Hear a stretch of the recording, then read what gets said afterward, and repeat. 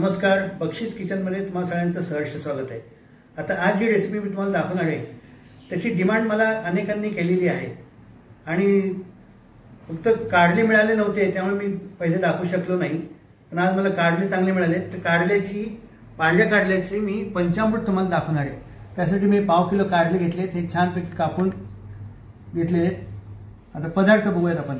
हे तिळाचं कूट घेतलंय, हे धने कूट घेतलेले आहे, मसाला घेतलाय दोन्ही गोडा आणि गरम मसाला, हिंग, तिखट, मीठ, हळद, हे बडीशोप कूट घेतलेला आहे। आता फोडणीसाठी जे आहे ते आपण ही मोहरी घेतली आहे, 2 हिरव्या मिरच्या घेतल्या, तडका मिरची घेतली, जिरे घेतलेले आहेत, आता हा कढीपत्ता घेतलाय, चिंचेचा कोळ घेतला, हा फार महत्त्वाचा असतो, गूळ घेतलेला आहे आणि कोथिंबीर घेतली आहे। एवढे सगळं साहित्य आपल्याला लागणार। आपण रेसिपीला सुरुवात करूया। आता कढई चांगली तापून घेतलेली आहे, त्याच्यामध्ये आपण साधारण एक पळीभर जे आहे ते तेल टाकायचं आहे।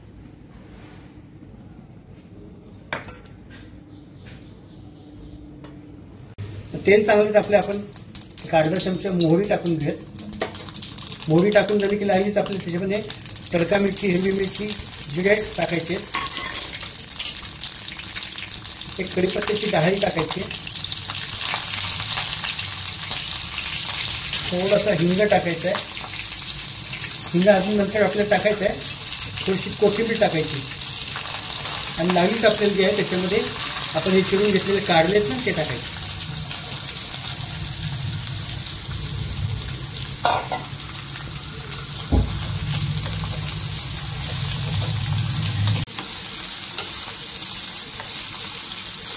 तेल कमी पडल्यास आपल्याला आणखी तेल टाकता येतं याच्यामध्ये वरतून। आता ह्याला असंच वाफायचं तेलामध्ये, म्हणजे त्याचा कडवटपणा जो आहे ना तो वाफेसोबत निघून जातो। ह्याच्यावर झाकण सध्या ठेवायचं नाही आपल्याला। ह्याला मधून मधून असं छानपैकी फिरून घ्यायचं, म्हणजे सगळे कारले जे आहेत ना ते छान तेलामध्ये फ्राय होतात आणि त्याच्यातला कडवटपणा जो आहे तो वाफेसोबत निघून जातो।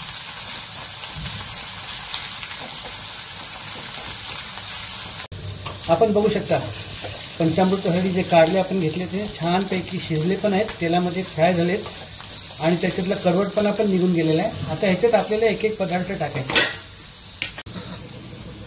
आता सगळ्यात पहिले जे आपल्याला चिमूटभर हळद जी आहे ना ती छानपैकी फिरून घ्यायची। हळद टाकून झाल्यावरती लागलीच आपल्याला हलवून पण घ्यायचं थोडंसं, म्हणजे हळद सगळीकडे पसरती। आता एक एक पदार्थ आपल्याला ह्याच्यात टाकायचे आहेत। तर आपण तिखट टाकूयात, रंग यासाठी मी ह्याच्यामध्ये दोन्ही प्रकारचं तिखट घेतले। तिखट थोडं जास्त टाकायचं म्हणजे रंग पण छान येतो पंचामृताला। मगाशी आपण थोडा हिंग टाकला होता, तर थोडंसं आणखीन फिरून घ्यायचा। हा गोडा मसाला आणि गरम मसाला दोन्ही मिक्स केलेले मी, तो 1 चमचा टाकायचा। नंतर 1 चमचा आपल्याला बडीशोप पावडर टाकायची आहे, 1 चमचा धने पूड टाकायची आहे,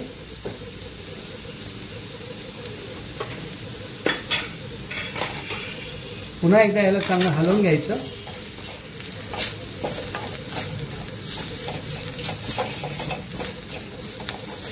खरपूस भाजून घ्यायचे मध्ये आपल्याला चिंचेचा कोळ टाकायचा आहे।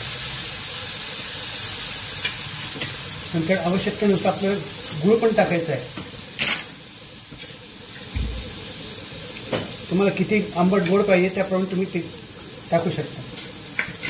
त्याच्यानंतर आपल्याला राहिलेलं तिळाचं कूट टाकायचं राहिलेलं आहे। तिळाचं कूट 1 चमचा टाकायचं। त्याची कन्सिस्टन्सी किती पाहिजे तुम्हाला रश्श्याची त्याप्रमाणे तुम्ही ठरवायचं असतं। आपण ह्याला एकदा हलवून घेऊयात।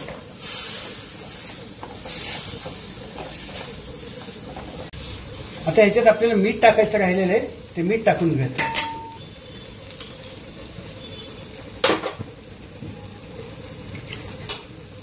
पुन्हा एकदा हलवून घेऊ मीठ टाकल्यावरती। आणि आता आपल्याला जे आहे याच्यामध्ये गरम पाणी टाकायचं। गरम पाणी याच्यासाठी टाकतात की गरम पाण्याचं ह्या भाजीचं जे टेम्परेचर आहे पंचामृताचं ते पण मेंटेन होतं आणि चव बदलत नाही त्याची, त्यामुळे याच्यामध्ये गरम पाणी टाकायचं। मी गरम पाणी ऑलरेडी करून ठेवलेलं आहे। आवश्यकतेनुसार तुम्ही याच्यात गरम पाणी घालायचं।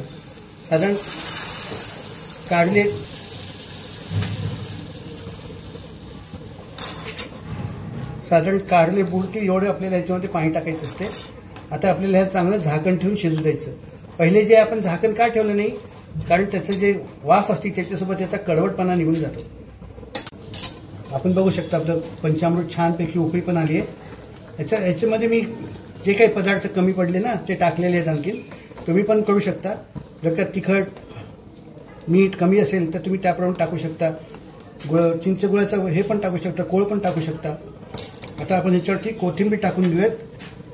पुन्हा गार्निशिंगला आपल्याला कोथिंबीर लागणारच आहे. कोथिंबीर छानपैकी फिरून घेऊयात.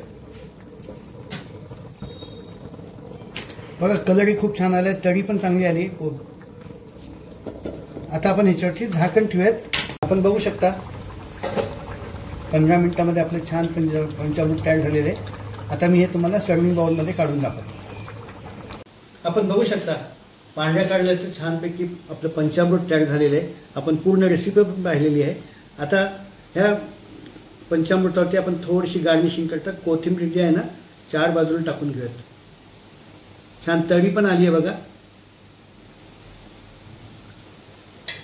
माझी जर काही पांढऱ्या कारल्याच्या पंचामृताची रेसिपी आपल्याला आवडली असेल जरूर लाईक करा, शेअर करा.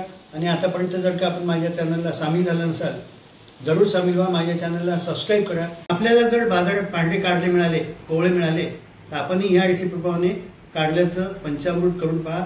आपल्याला नक्की आवडेल अशी माझी अपेक्षा आहे. धन्यवाद.